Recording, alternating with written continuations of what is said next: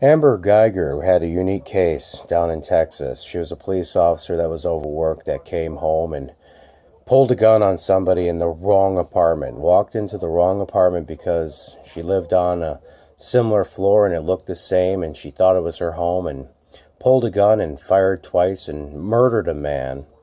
And she was found guilty in Texas. Received 10 years for it, in fact. The death is not justified. Pulling a gun on somebody is not justified. There's a lot of outlying factors in this here. The question is that does she have a right to appeal? And I believe that she does.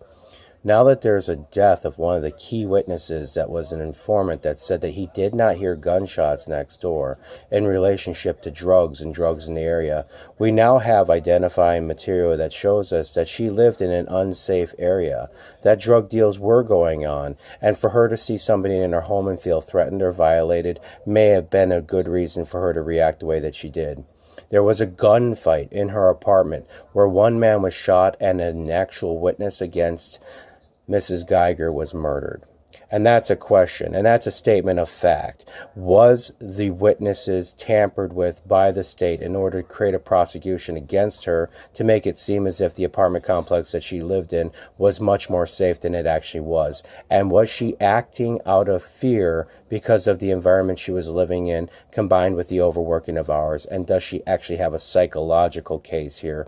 Much less anything else. Could she have a psychological defense for what she did? Not saying that she didn't do it. I'm not saying that she didn't pull the gun. I'm not saying that she didn't kill the man. And if that's your feeling, then go blow it out your ass.